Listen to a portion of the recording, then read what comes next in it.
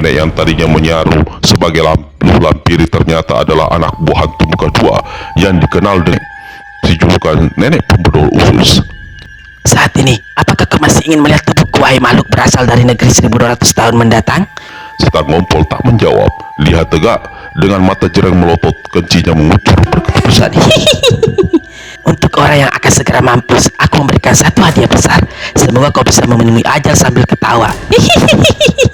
Si nenek lalu robek dada pakaiannya. Dadanya yang besar tapi peot memberojol keluar bergundal. Buka matamu lebar-lebar, puaskan hatimu melihat tubuhku.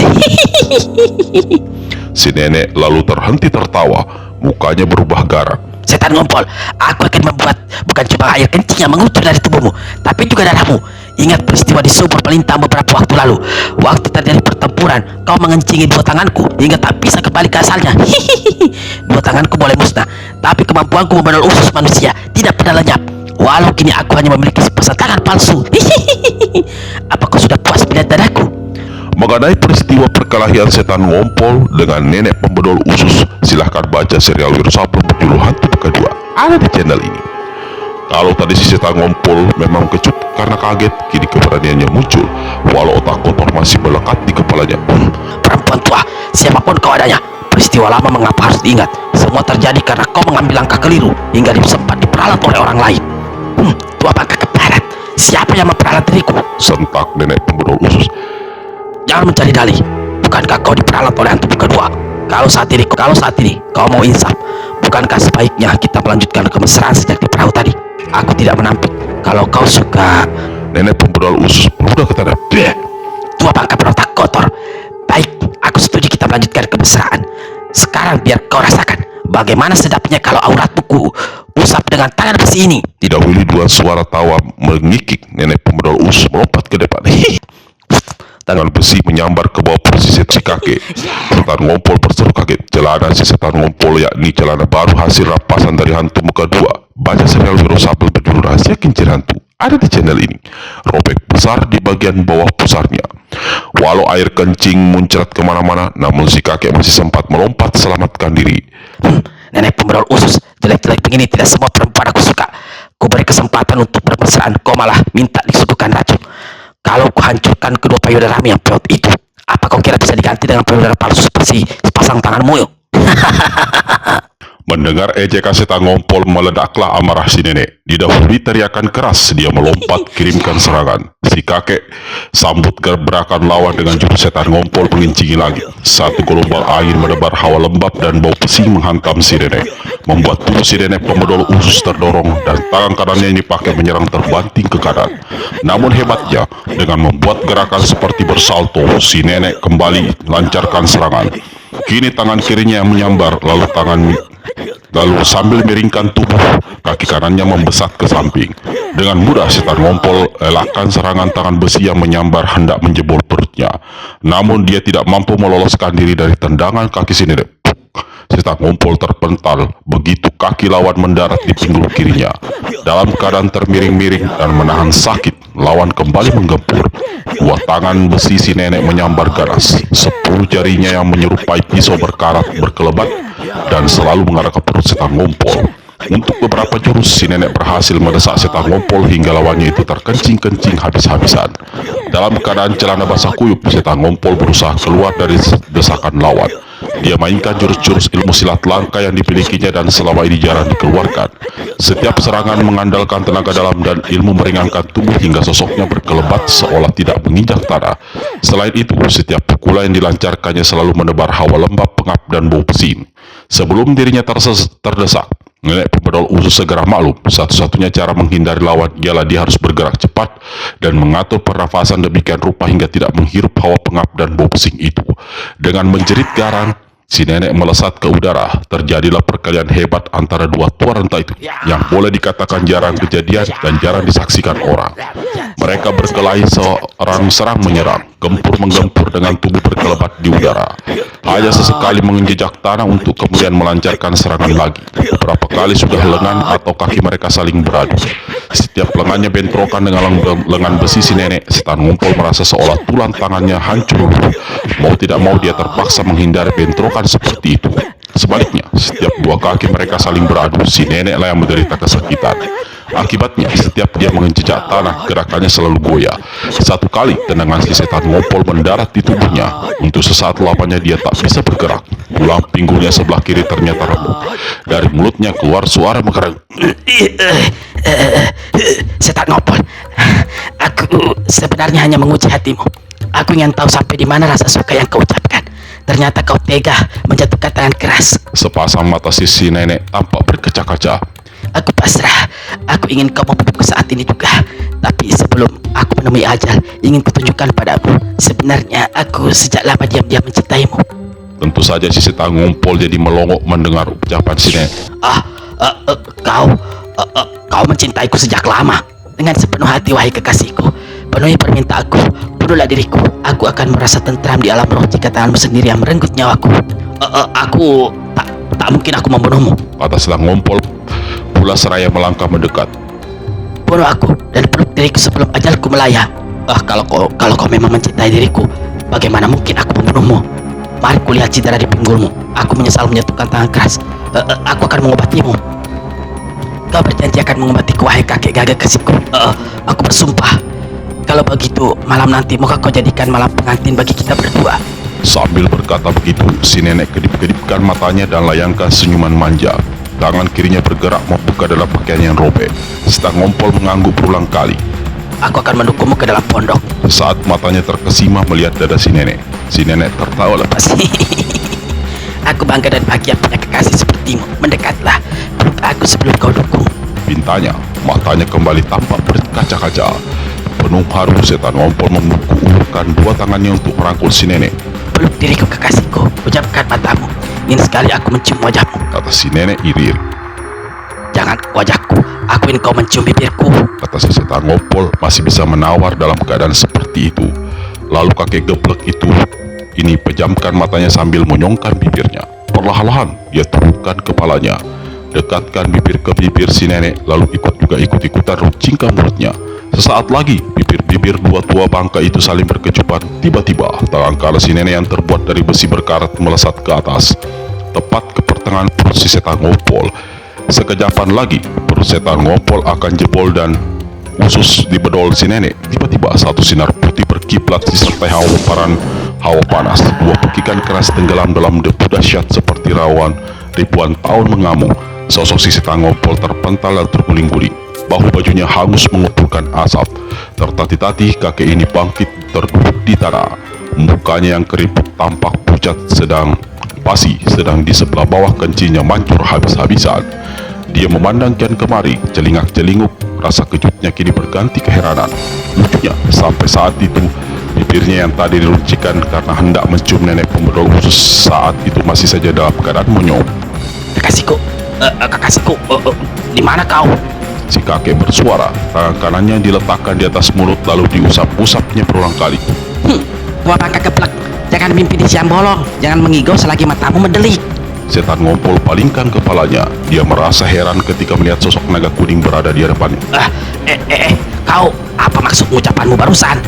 Wiro dekati kakek itu lalu usap-usap jidatnya. Ingat kek, sadar.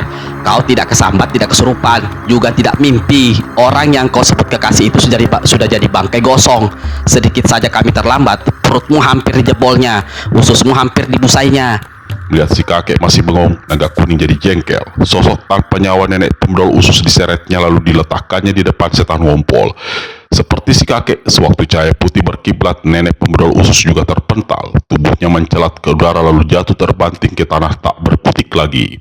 Sekujur sosoknya gosong hitam mengumpulkan asap. Dua tangannya yang terbuat dari besi tampak merah menyala. Pukulan sinar matahari. Dia menemui ajal akibat hantaman pukulan sinar matahari. Desis si kakek begitu memperhatikan tubuh gosong yang terkapar di hadapannya. Kalau sobatku ini salah memilih sudut pukulan, kau pun akan mengalami nasib seperti itu.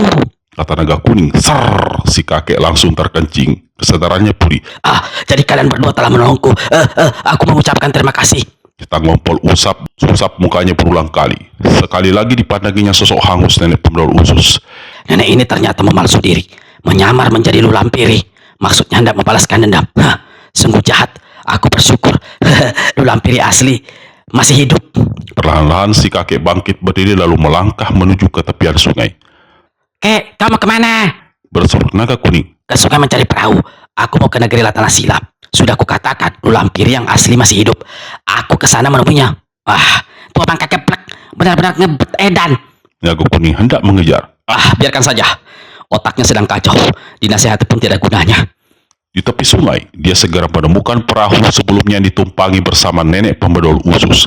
Tanpa banyak bicara, dia melompat masuk ke dalam perahu. Pada saat dia membungkuk menjangkau pendayung, dua tangan kuku tiba-tiba mencuat dari dalam air. Dengan cepat, dua tangan ini mencekal salah satu kaki setan ngompol dan menariknya ke dalam air. Viro berpaling pada naga kuning. Aku mendengar suara seperti orang bercebur ke dalam air. Kakek itu pergi mencari perahu atau mencebur mandi. Naga kuning tak menjawab. Viro berpikir-pikir sambil garuk-garuk kepala. Tiba-tiba, dia ingat sesuatu. Serta-merta Viro melompat dan lari menuju tepi sungai. Naga kuning mengikuti dari belakang. Di tepi sungai, Wiro dan naga kuning hanya menemukan perahu dalam keadaan mengapung terbalik. Si setan ngompol tak kelihatan mata hidungnya. Tiba-tiba naga kuning berseru seraya menuju ke sungai. Viro, lihat. Air sungai di sebelah tengah tampak merah. Darah. Ujar Wiro. Jangan-jangan kakek itu bunuh diri atau dibunuh orang.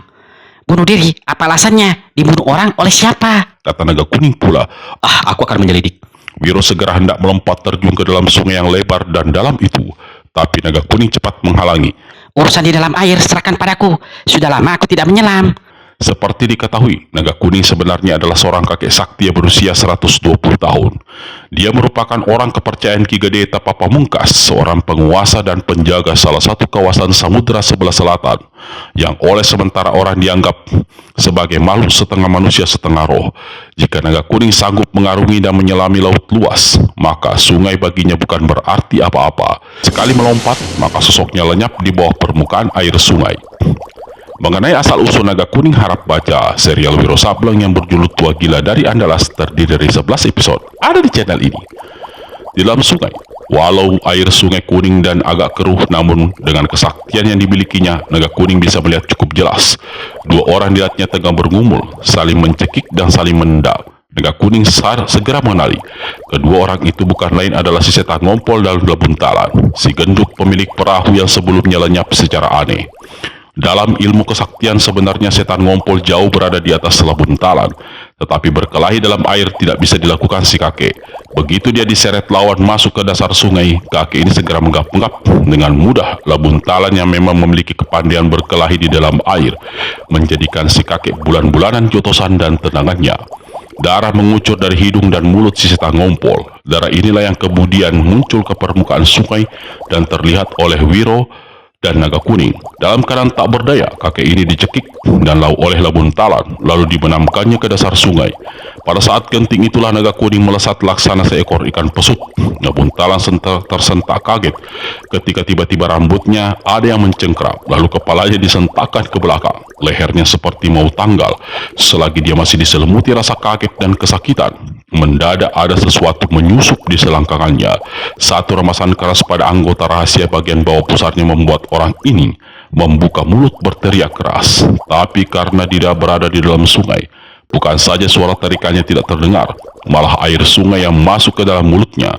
Lebuntalan menggap-enggap menahan sakit dan sulit bernapas. Dari bawah perutnya kelihatan darah bercampur air mengapung naik ke permukaan sungai. Naga kuning lepaskan jambakannya di rambut Lebuntalan. Selagi si gendut itu menggapai-gapai sisa-sisa meregang nyawa di dalam air, naga kuning cepat menolong si setan ngompol dan menariknya ke permukaan air sungai. Namun sebelum sempat dibawa ke tepian, tiba-tiba terjadilah satu hal yang tak terduga. Satu perahu muncul di balik tikungan meluncur cepat laksana kilat di atas permukaan sungai. Di atas perahu melesat sebuah benda yang ternyata adalah segulung jala aneh berwarna biru. Jala ini dalam kecepatan luar biasa melibat sekujur tubuh si setan ngompol yang berada dalam keadaan setengah sadar setengah pingsan. Kurang dari sekejapan mata, perahu itu telah berada di belasan tombak di depan sana dan akhirnya lenyap dari pemandangan. Sosok si setan ngompol yang terkulun dalam jala biru itu ikut lenyap. Demikian cepatnya semua itu hingga Wiro yang ada di tepian sungai dan naga kuning yang masih berada di air tidak sempat berbuat apa-apa. Wiro, astaga, apa yang terjadi? Berseru naga kuning seraya berenang cepat dan melompat ke daratan. Ada orang berperahu menebar jala, menculik setan ngompol. Jawab Wiro. Aku tak sempat mengenali siapa orangnya. Gerak perahu dan cara menebar jalannya cepat luar biasa. Setan ngompol dalam bahaya. Kita harus segera mengejar. Teriak naga kuning. Kedua orang itu segera melakukan pengejaran dengan berlari di sepanjang tepian sungai. Cukup lama berlari, jangankan menyusul, melihat perahu dan orang yang menculik si kakek itu pun, mereka masih belum berhasil. Percuma. Keparat penculik itu sudah lenyap entah kemana, kata Wiro lalu hentikan larinya. Naga kuning dalam keadaan basah kuyup geleng-gelengkan kepala. Setan ngompol. Ini semua dia sendiri yang punya gara-gara. Kalau dia tidak mengikuti nenek jahanam si lulu lampiri palsu itu, urusan tidak sampai jadi kapiran begini rupa. Bocah itu panting-pantingkan kakinya. Tiba-tiba dia hentikan menghentakkan kaki dan tegak tak bergerak. Naga kuning berpaling pada Wiro. Telingamu mendengar sesuatu? Ya, ada suara orang bernyanyi, seperti suara anak-anak. Jawab Wiro. Datangnya dari sana. Wiro menunjuk ke arah kejauhan. Tidak menunggu lebih lama, bersama naga kuning dan segera lari ke jurusan. Datangnya suara orang bernyanyi itu. Sambil di satu tempat, naga kuning hentikan larinya. Sambil pegangi lengan Wiro, bocah ini berkata, Dengar baik-baik. Perhatikan syair dalam nyanyian itu. Tidakkah aneh kedengarannya? Kedua sahabat itu lalu dipasang telinga baik-baik. Wiro dan naga kuning saling pandang. Baik-baik syair nyanyian itu selalu diulang-ulang, seperti sengaja ditujukan kepada kita. Kata Wiro.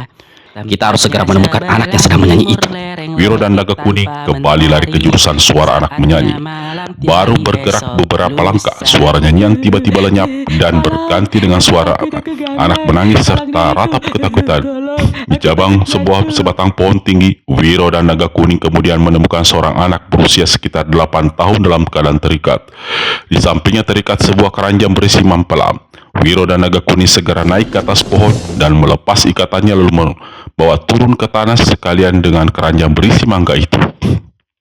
Anak, katakan apa yang terjadi denganmu. Bagaimana kau bisa berada di atas pohon dalam keadaan terikat? Bertanya Wiro. Orang jahat itu yang melakukannya. Jawab si anak sambil memandang ke arah sungai penuh takut. Orang jahat siapa? Kau mengenalinya? Tanya naga kuning. Si anak menggeleng. Tidak pernah kulihat orang itu sebelumnya. Rambutnya panjang sepinggang, tubuhnya bau, matanya merah, mukanya bopeng, gigi-giginya besar-besar. Mungkin dia bukan orang, tapi roh jahat. Aku takut. Kau tidak usah takut. Ada kami di sini menolongmu. Coba ceritakan pelan-pelan apa yang terjadi. Si anak lalu bercerita. Aku dan kawan-kawan kesasar ke dalam hutan di tepian sungai. Kami tadinya mencari kelinci hutan. Aku lalu terpisah dengan kawan-kawan. Lalu wahai, muncul si muka bopeng itu. Dia memberiku sekeranjang mampelam. Padaku dia mengajarkan satu nyanyian. Lalu aku dinaikkannya ke atas pohon dan diikat. Di atas pohon aku harus melantunkan nyanyian diajarkannya itu. Kalau tidak mau, mampelan akan diambil dan aku akan dijejali ulat bulu. Orang muka bopeng itu tidak ada di sini. Kau tahu kemana perginya? Tanya Wiro sambil usap-usap kepala si anak. Yang ditanya menggeleng. Kau tahu di mana letaklah bukit tanpa mentari yang kau sebut dalam nyanyian? Tanya Wiro lagi. Si anak kembali menggeleng. Kau masih ingat ke jurusan mana orang muka bopeng itu perginya? Tanya Wiro selanjutnya. Si anak menjunjuk ke arah timur sejajar hilir sungai. Anak pandai, kami antarkan kau ke tempat aman. Kata naga kuning pula. Dia berpaling pada Wiro. Kita harus mencari Lakasipo. Dia yang paling tahu semua kawasan di negeri ini. Wiro mengangguk.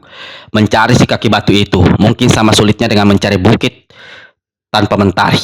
Terakhir sekali dia memberitahu akan mencari hantu santet laknat yang telah mencelakainya. Naga kuning angkat anak laki-laki di sampingnya lalu dilemparkannya ke arah Wiro. Si anak terpekik kaget dan ketakutan. Tapi begitu Wiro mendukungnya di atas bahu dan membawanya lari ke arah timur, si anak tertawa-tawa kegirangan. Naga kuning menyambar keranjang berisi mampelam lalu segera lari mengikuti Wiro. Kita kembali kepada hantu Jatilanda di Bukit Batu berhawa dingin. Begitu mendengar bentakan dan gelak tawa di belakangnya, pemuda yang muka dan sekujur tubuhnya ditumbuhi duri-duri coklat ini jauhkan kepalanya dari wajah patung dan lepaskan rangkulannya. Dia tepat berpaling dalam gelapnya malam. Dia melihat dua orang tak dikenal tegak berkecak pinggang di atas dua batu besar terpisah kurang dari 10 langkah di hadapannya. Yang pertama adalah seorang nenek berambut aut-autan berwarna kelabu campur putih. Dia mengenakan pakaian panjang warna hijau tua yang bagian atasnya berbentuk kembang. Ketika menyeringai, kelihatan tak satu gigi pun tumbuh di gusinya. Nenek ini berhitung besek, hampir serata pipinya yang keriput. Dia tegak dengan kaki terkembang. Di pinggangnya tergantung sebilah pedang tanpa sarung terbuat dari batu pualam warna merah. Di batu besar sebelah kiri, tegak orang kedua seperti si nenek. Dia juga memiliki rambut aut-autan putih kelabu. Tidak punya gigi barang satu pun alias ompong reong. Matanya yang kanan kecil sipit, sebaliknya matanya sebelah kiri melotot besar. Si kakek ini berpakaian jubah kuning gelap. Dia membekal sebilah pedang batu merah tak bersaru. Hantu Jatilandak awasi kedua orang itu tanpa bergerak dan tak bersuara. Dia mengambil sikap diam menunggu sambil berlaku waspada. Setiap saat dia bisa melesatkan duri-duri coklat di muka atau di tubuhnya yang mengandung racun ke arah kedua orang itu. Tak bersuara, tak bergerak. Malu rupanya tertangkap dengan berjumpa dengan patung. Si nenek buka suara lalu tertawa cekikikan. Di batu sebelah kiri si kakek memandang berkeliling. Landak bukan manusia ini, cuma sendirian. Mana teman-temannya? Dia masih diam seperti gagu. Kita harus segera mendapatnya dengan pertanyaan, baru dengan tangan dan kaki. Kata si nenek pula. Si kakek anggukat kepala lalu membentak. Hantu Jatilandak, mana sobat jahanammu orang di negeri 1200 tahun mendatang bernama Wiro Sableng itu? Hantu Jatilandak tetap bungkam tak bersuara. Tidak berikan jawaban. Sebaliknya, dia bersitkan ludah. Ludah yang berwarna kuning itu jatuh di atas sebuah batu, mengepulkan asap kuning. Meski merasa terhina, namun sepasang kakek nenek sama-sama tertawa bergelak. Mungkin lidahmu perlu kecabut. Setelah itu, wahai, mau kulihat apakah kau masih bisa meludah? Si nenek tertawa cekikikan. Agaknya kita perlu beritahu siapa kita adanya, agar Landak bermuka manusia kuning itu tahu diri. Tidak jual lagak dan meludah segala. Kakek di atas batu besar sebelah kiri gerakan tangan kanan sekepinggang. Tubuhnya melesat ke depan, selarik cahaya merah berkilat. Sebuah batu yang terletak 3 langkah di hadapan hantu Jatilandak terbelah dua. Sebelum dua belahan jatuh ke tanah, si kakek sudah melesat dan tegak kembali di atas batu tepatnya semula. Orang lain mungkin akan tersentak kaget dan kecut menyalinya melihat kemampuan si kakek dan kehebatan pegang merahnya. Tapi hantu Jatilandak yang sudah kesal melihat tingkah laku dua kakek nenek itu tidak pandang sebelah mata. Malah kembali dia semburkan ludahnya. Meledaklah kemarahan sepasang kakek nenek itu. Si kakek acungkan pedang merahnya ke udara seraya berteriak. Muridku Lagandru dan Lagandri, kami guru kalian, Lajahilio dan Lujahilio. Kami telah menemukan salah seorang pembunuh kalian. Kalian bisa sedikit bertenang diri ke dalam alam roh. Sebentar lagi bangsat pembunuh akan segera kami habisi. Hantu Jatilandak keringkan kening begitu mendengar teriakan kakek di atas batu. Ingatannya melayang pada kejadian beberapa waktu lalu. Sewaktu dia dan kakeknya terenggiling dia batu, Wiro dan pelawak Sinti serta hantu tangan 4 bertempur melawan kaki tangan hantu muka 2. 2 orang diantaranya adalah Lagandrung dan Lagandri. Dia berhasil membunuh Lagandri sementara Wiro menghabisi Lagandrung. Baca serial Sableng berjudul Hantu Tangan 4 ada di channel ini. Ternyata sepasang kakek nenek ini adalah guru Lagandring dan Lagandrung. Apalagi maksud kemunculan mereka kalau bukan menuntut balas melampiaskan dendam kematian murid-murid mereka. 2 kaki tangan hantu muka 2 yang sudah binasa itu tinggi sekali tingkat kepandaiannya. Berarti kakek ini jauh lebih tinggi. Aku tidak takut. Membating hantu Jatilandak lalu kembali meludah. Tanganku sudah gatal mau mencincang manusia landak ini. Berkata si nenek. Tapi ada sesuatu yang hendak kusampaikan padamu. Lalu Lujahilio melompat ke batu samping kiri dan membisikkan sesuatu pada kakek yang bernama Lajahilio yang sebenarnya adalah kekasihnya. Sejak muda belia, mereka malah melintang sehilir semudik, hidup bersama tanpa kawin hingga mendapat julukan sepasang hantu bercinta. Lajahilio menyeringai mendengar bisikan si nenek. Dia memberi isyarat, lalu 2 kakek nenek ini sama-sama hunus pedang batu pualam merah-merahnya. Hantu Jatilandak yang sejak tadi sudah berwaspada begitu melihat 2 lawan bergerak serta merta gerakan dadanya. 2 lusin duri coklat beracun melesat dari tubuhnya. 6 menyambar ke arah Lajahilio, 6 lagi menyambar ke arah jurusan Lujahilio. Dua orang yang diserang putar goloknya, sedemikian hebatnya hingga yang kelihatan hanyalah gulungan sinar merah yang Itu dikerang. selusin dari landak bertaburan ke udara, luruh ke tanah dalam keadaan terbelah hancur. Hantu jati landak menggeram marah. Dia goyangkan kepalanya, sepasang kakek nenek mengira lawan hendak menyerang lagi dengan duri-duri beracun yang ada di mukanya. Ternyata hantu jati landak menggempur dengan dua lari sinar kuning yang keluar dari sepasang matanya. Jahilio, awas serangan sinar beracun. Teriak Jahilio. Dua kakek nenek ini segera berkelebat selamatkan diri sambil kibatkan pedang batu merah. Dua kakek nenek itu mencelat bentar, jungkir balik mereka masih bisa mendarat di tanah dengan dua kaki menjejak lebih dahulu. Tangan Jahilio dan Jahilio bergetar keras. Pedang merah di tangan mereka berubah seolah bungkusan sinar kuning. Dada masing-masing mendenyut sakit dan jalan nafas seolah tersumbat. Dan dengan tubuh keringatan, dua kakek nenek kerahkan tenaga dalam. Perlahan-lahan selubung kuning yang membungkus senjata mereka sirna. Dua pedang itu kembali ke warna semula, yakni merah. Loh Jahilio, menurut penglihatanku, manusia landak itu mengarahkan setengah tenaga dalamnya waktu melancarkan serangan sinar kuning tadi. Keadaan kita berbahaya. Saatnya kita melakukan apa yang tadi kau bisikan. Aku akan mengempurnya habis-habisan. Hantu jati landak menggeram panjang sewaktu menyaksikan bagaimana sepasang sinar kuning ilmu kesaktian yang bernama Mega Kuning Liang Batu yang selama ini tidak pernah dikeluarkannya ternyata masih bisa ditangkis dengan pedang sakti di tangan lawan. Maka dia segera kerahkan seluruh tenaga dalamnya. Namun saat itu Jahilio telah melompat ke arahnya. Ya! Pedang merah di tangan kanan kakek ini pancarkan sinar terang, pertanda dia mengarahkan seluruh tenaga dalamnya. Hantu jati landak hendak sambut serangan si kakek dengan sinar Mega Kuning Liang Batu. Tapi perhatiannya terbagi pada Jahilio yang berkelebat ke kiri sambil babatkan pedang merahnya. Hantu jati landak meraung keras ketika melihat apa yang dilakukan si nenek. Ternyata Jahilio babatkan pedang merahnya untuk memapas leher patung perempuan cantik di samping batu besar. Aneh, begitu leher patung kena dibabat terdengar suara seperti pedang memapas putus leher sungguhan. Kepala patung jatuh menggelinding ke tanah dan lebih aneh lagi, potongan leher baik yang di badan maupun yang di kepala keluar cairan merah seperti darah. Jahilio berseru kaget melihat apa yang terjadi. Sebaliknya hantu jati landak meraung marah. Dia tidak lagi memperhatikan sambaran pedang Jahilio. Masih untung senjata si kakek hanya membabat putus 9 bulu belandak yang ada di punggungnya. Walaupun rasa sakit menggeletari sekujur tubuhnya bagian belakang, namun hantu jati landak tidak peduli. Didahului dengan menghantam selusin duri dari landaknya ke arah Jahilio, hantu jati landak susul menyerang dengan sinar Mega Kuning Liang Batu. Jahilio terpekik ketika dua duri landak menyusup di kembali dan menusuk permukaan kulitnya. Nenek ini berkelebat ke balik batu besar. Untung dia berlaku cepat. Walau batu besar itu hancur berantakan dihantam sinar Mega Kuning Liang Batu dan mengumpulkan asap kuning beracun, namun si nenek masih sempat selamatkan diri dengan membuat dua lompatan cepat. Seperti tidak sadar kalau saat itu dia tengah menghadapi bahaya besar dari dua musuh berkepandaian sangat tinggi. Hantu jati landak jatuhkan diri, memungut kutungan kepala patung perempuan cantik. Patungku, kasihan lehermu. Hantu jati landak sesungguhkan dan dekapkan kepala patung ke dadanya lalu berusaha bangkit. Pada saat itulah Jahilio dan Jahilio menyergap. Dua pedang merah diarahkan, satu ke leher hantu jati landak, satunya tepat di arah patung. Namun ketika hantu jati landak seperti tidak peduli, baginya patung batu itu lebih berharga dari nyawanya sendiri. Kalian mau memelukku, aku tak peduli. Tapi wahai, jangan cederai patung ini. Dua kakek nenek tertawa mengekeh.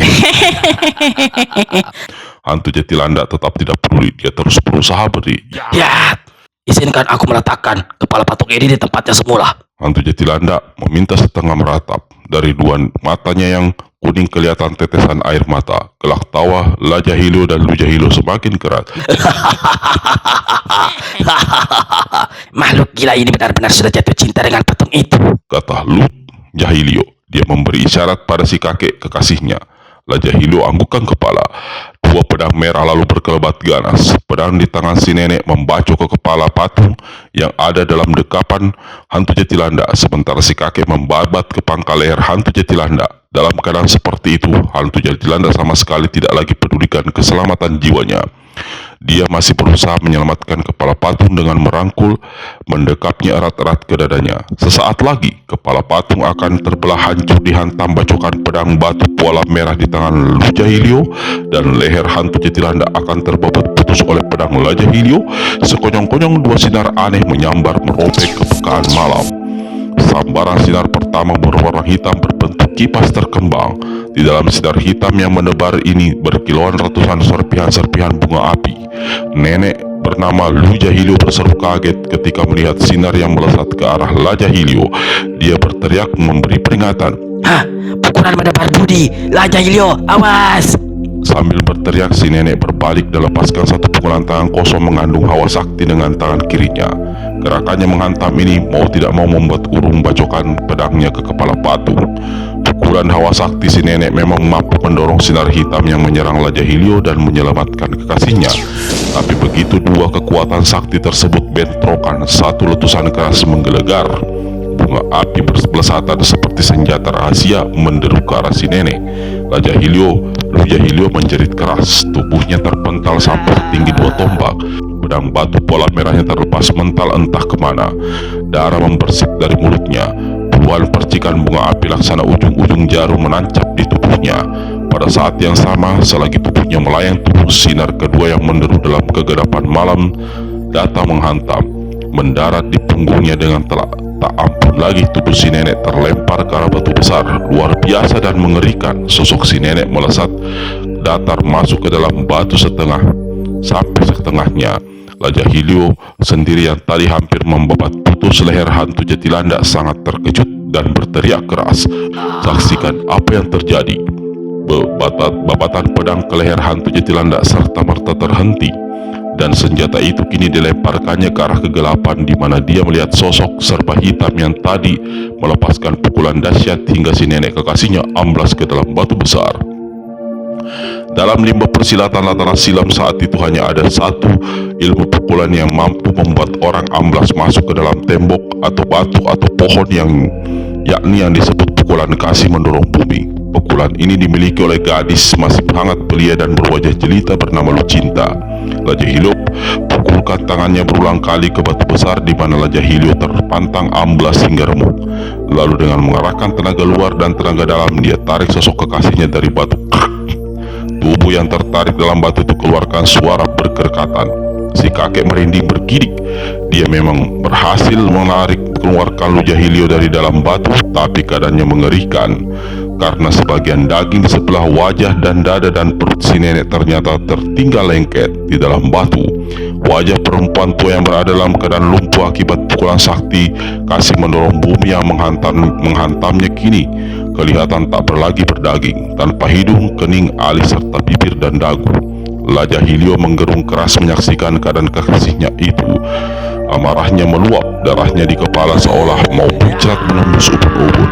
Cepat dia menyambar dan mendukung sosok sang kekasih. Sepasang matanya memandang melotot dan menyorot penuh geram ke arah dua orang yang di kegelapan, namun tak berani melakukan apa-apa. Dalam hati kakek ini membatin, Dua orang dalam gelap itu pasti darah bernama Lucinta dan Sedang Budiman. Dua pendekar berkepandaian sukar dijajaki. Hantu kedua saja belum tentu mampu menghadapi salah satu dari mereka. Aku tak mencari penyakit, walau hantu kedua akan menjatuhkan hukuman berat padaku. tanpa banyak bicara, dengan darah mendidih, si kakek akhirnya putar tubuh. Sebelum berkelebat pergi dan menghilang di kegelapan malam, dia masih sempat keluarkan suara. Kalian berdua, aku tidak akan melupakan wajah kalian. Suatu saat kami berdua akan melakukan pembalasan. Orang dalam gelap mendengus. Satulannya lagi berkata, Sebelum pergi, silahkan ambil dua senjata milik kalian. Kami tidak perlu senjata-senjata laknat ini. berkerekatan lalu dua buah benda melayang jatuh ke hadapan Lajahilio. Ternyata adalah dua pedang milik kakek nenek berjuluk sepasang hantu bercinta itu. Ketika si kakek memperhatikan dua pedang batu puala merah yang dilemparkan orang, dia menggeram keras. Dua senjata itu tak karuan lupa lagi. Gagangnya hancur, bagian tajamnya bergumpalan dan badannya ada yang patah tak karuan. Jahanam, dia menghancurkan pedang dengan ilmu kopeng. Ilmu mematahkan tulang, memang dia rupanya bangsat yang membuat geger negeri Latana Silam sejak beberapa waktu belakangan ini. Awas, nanti pembalasanku.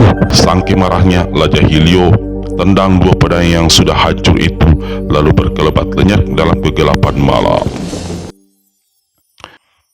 Akan halnya hantu Jatilanda, seperti tadi, dia masih tidak pedulikan apa yang terjadi di sekitarnya. Kepala patung yang terputus saat masih bisa didekapnya.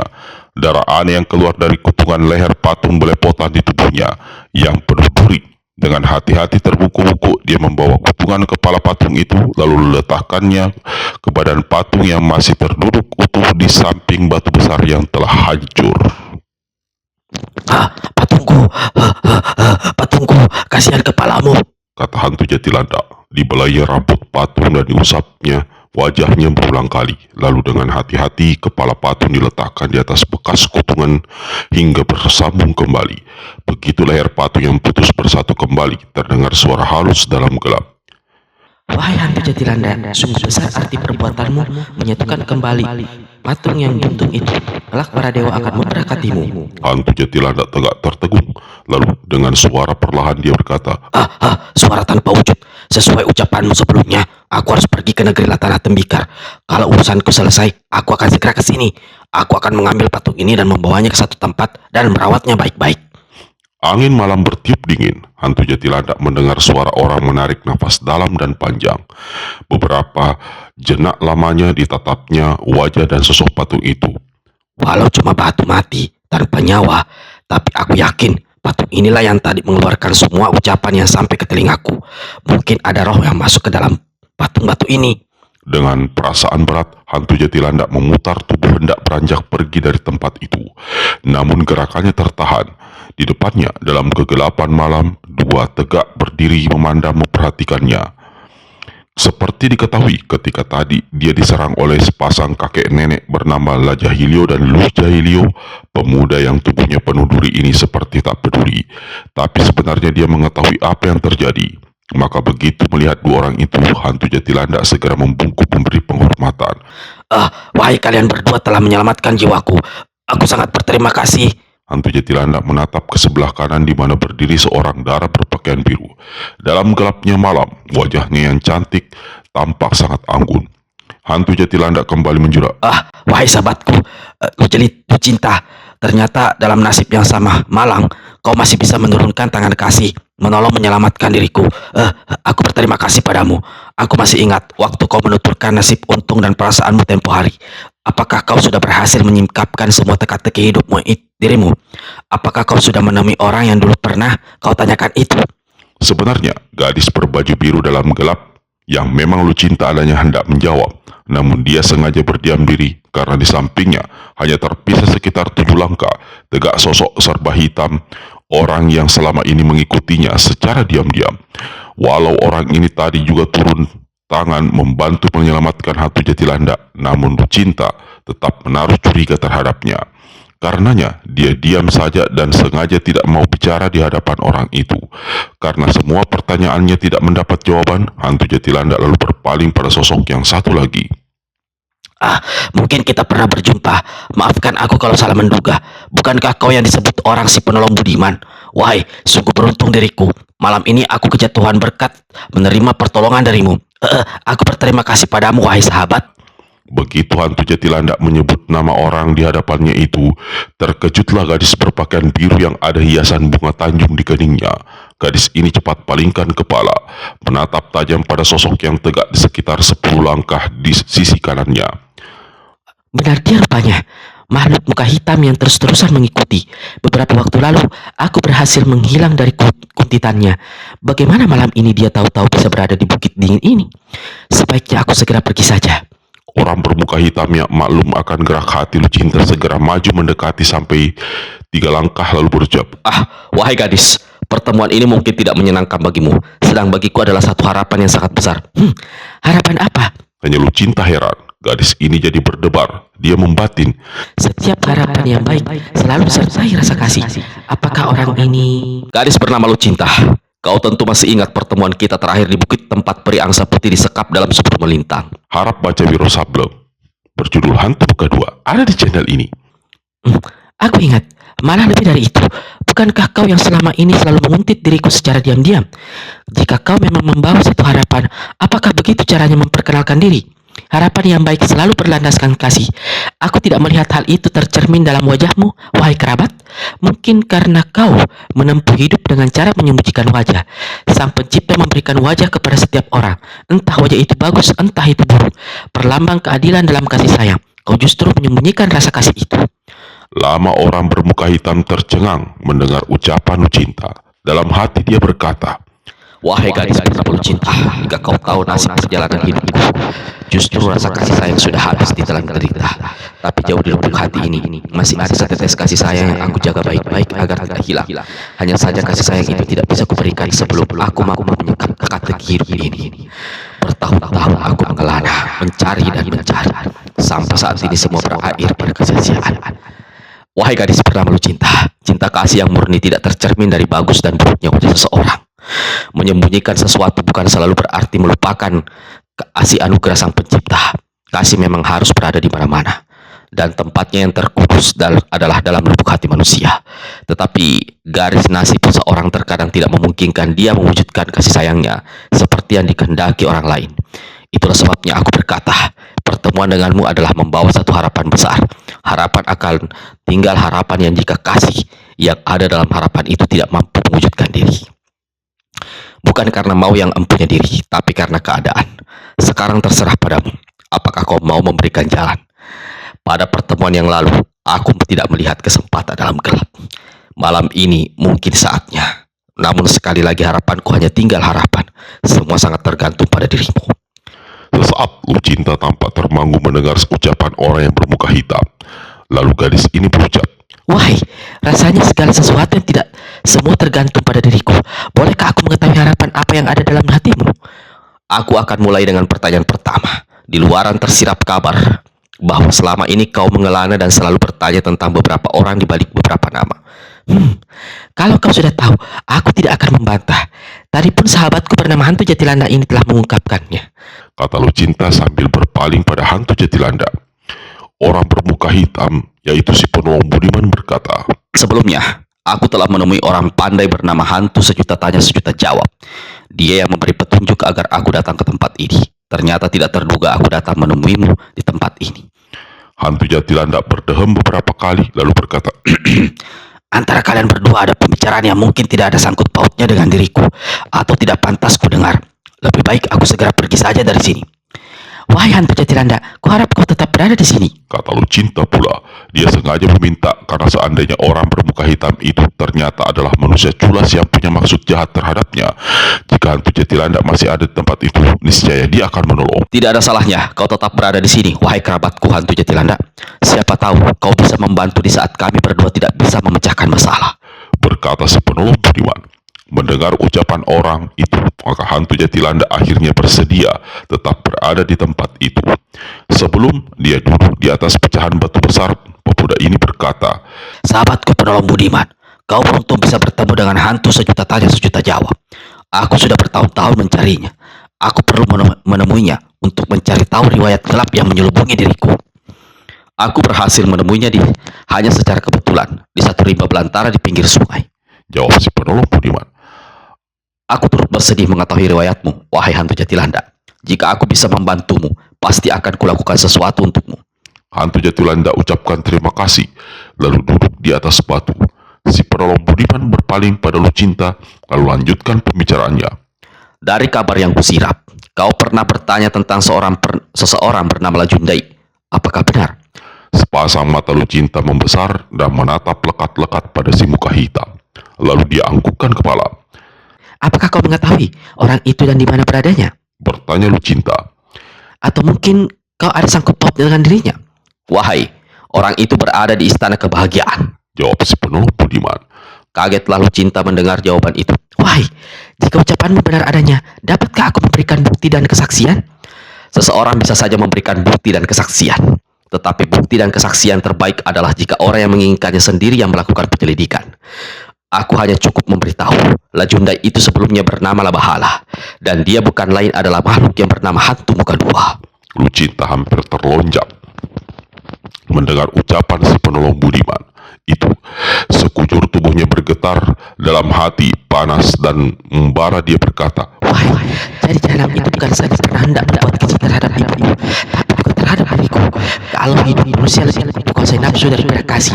Inilah jadinya. Cukup sudah kejahatan yang dibuat oleh hantu kedua negeri letak silam ini. Kalau kasih memang tidak bisa menyadarkannya, aku memohon kepada para dewa dan para peri agar diberi kesempatan untuk membasmi manusia itu. Wahai gadis bernama Lucinta, kau sekarang sudah mengetahui siapa adanya Lejundai. Kalau aku boleh tahu, gerangan apa yang ada di balik pertanyaanmu terhadap orang itu? Lucinta tidak mau menerangkan apa sebenarnya. Gadis ini hanya menjawab, Kau sudah tentu tahu manusia bagaimana adanya hantu kedua.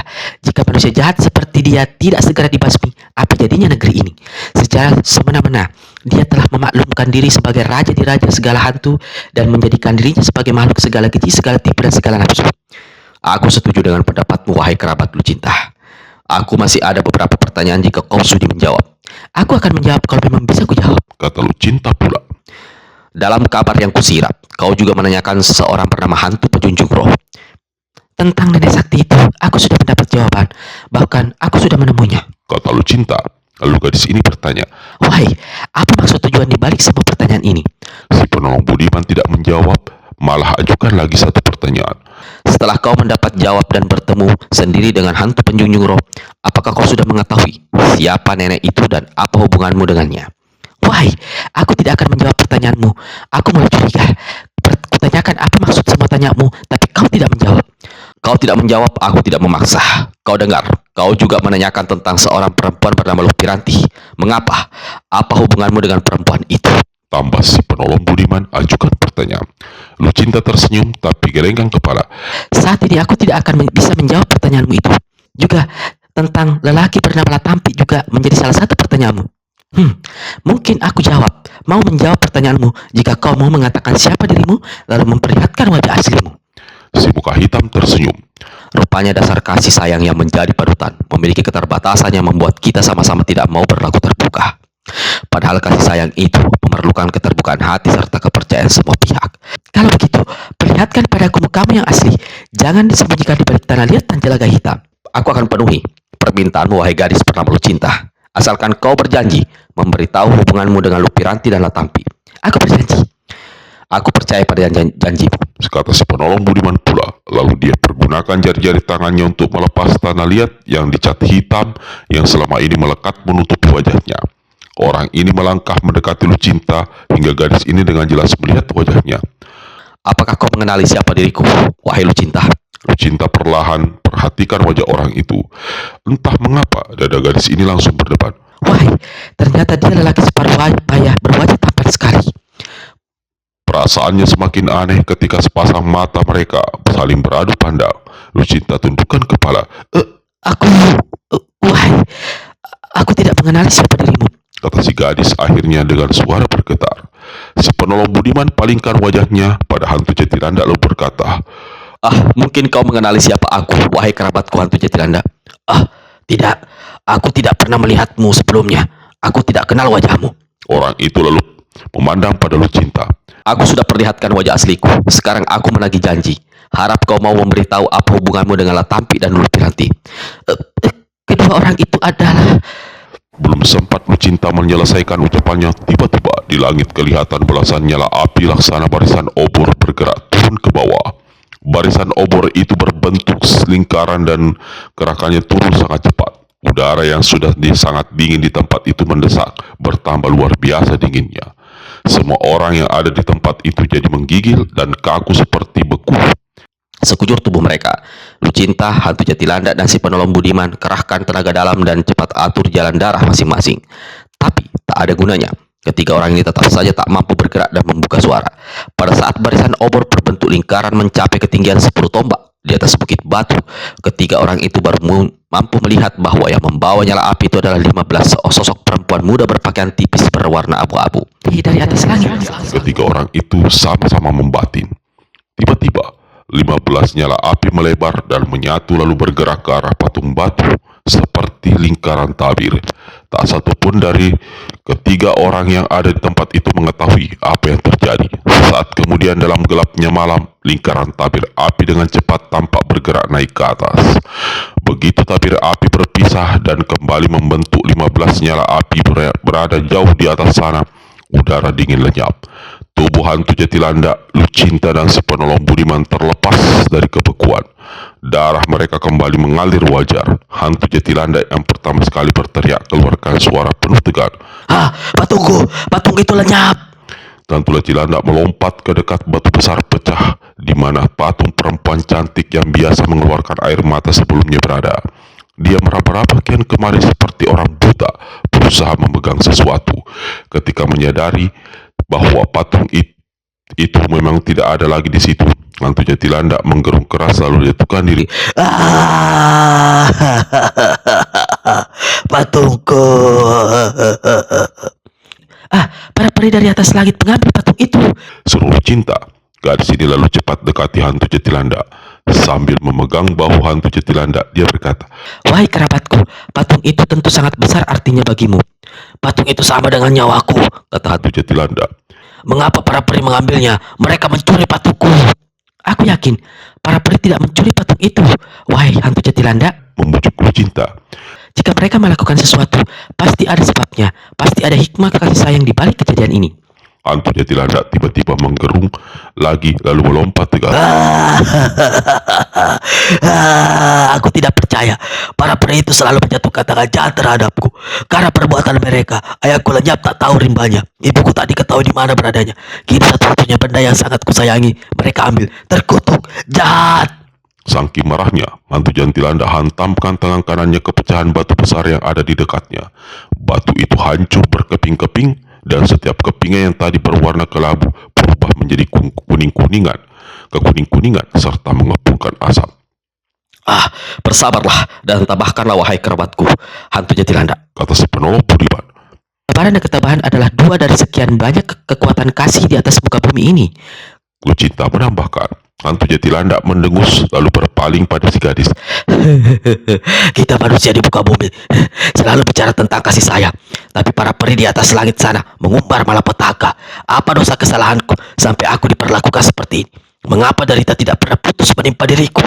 Penuh haru, Lucinta gelengkan kepalanya. Hatinya sangat pilu melihat keadaan hantu Jatilanda hingga dia tak mampu berkata lagi. Sementara si penolong budiman tegak termangu. Tiba-tiba dalam gelapnya malam terdengar suara menguik. Lalu ada satu suara menggelepar dan sambaran angin.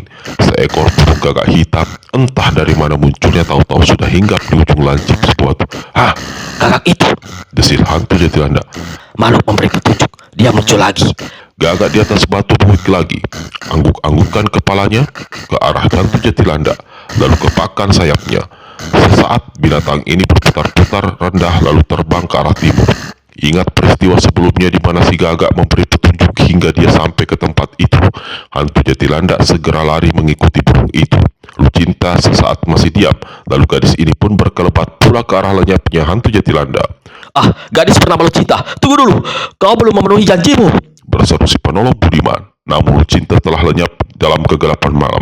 Si penolong budiman bermaksud hendak mengejar pula, namun dia sadar keadaan mukanya. Ah, aku harus menutupi wajahku lebih dahulu, baru mencari gadis itu. Wajahnya sama benar. Aku yakin dia... Orang ini menarik nafas dalam, lalu tinggalkan kawasan bukit-bukit batu itu penuh kecewa. Lucinta hampir kehabisan tenaga karena sepanjang malam dia berlari terus-menerus mengikuti hantu Jatilanda. Di sebelah depan, hantu Jatilanda juga merasakan sekujur tubuhnya seperti mau bertanggalan. Nafasnya megap-megap, dia mengikuti gagak hitamnya. Terbang rendah di depannya. Pada saat langit melesat ke arah timur tampak terang, gagak hitam melesat ke arah selatan, memasuki satu kawasan bebukitan rendah ditumbuhi aneka warna kembang yang sedang mekar. Baik hantu Jatilanda maupun Lucinta tidak sempat memperhatikan keindahan di sekelilingnya. Mereka lari terus. Waktu menyeberangi satu anak sungai kecil dan dangkal serta berair sejuk jernih. Hantu Jatilanda pergunakan kesempatan untuk meneguk minuman sepuasnya, sepuas hatinya, lalu lari lagi mengikuti gagak hitam yang berputar-putar seolah sengaja menunggu. Hal yang sama juga dilakukan Lucinta. Gadis ini cuci mukanya, lalu teguk air sejuk itu. Ketika dilihatnya hantu Jatilanda melanjutkan larinya, dia pun segera mengejar. Di salah satu puncak bebukitan yang penuh berbunga-bunga itu, gagak hitam melayang turun dan hinggap di atas sebuah batu runcing berlumut. Di sini binatang ini menguik beberapa kali. Lalu hantu Jatilanda memandang berkeliling. Kau mendapat petunjuk. Tanya Lucinta begitu sampai di sebelah hantu Jatilanda. Burung itu berhenti di sini. Berarti ada sesuatu di tempat ini. Tapi aku belum melihat apa-apa. Semua tempat ditumbuhi bunga-bunga. Lucinta ikut memperhatikan keadaan di tempat itu sementara matahari sudah muncul dan kini dalam keadaan jadi terang benderang. Di belakang batu tempat burung itu hinggap, Kata Lucinta, aku melihat bunga-bunga tumbuh agak terkuak. Mungkin ada seseorang sebelumnya melewati tempat itu. Coba kita menyelidik. kata hantu Jatilanda pula. Kedua orang itu bergerak di balik batu berlubang. Gagak hitam menguik keras beberapa kali. Lihat, Lucinta berseru menunjuk ke arah depan.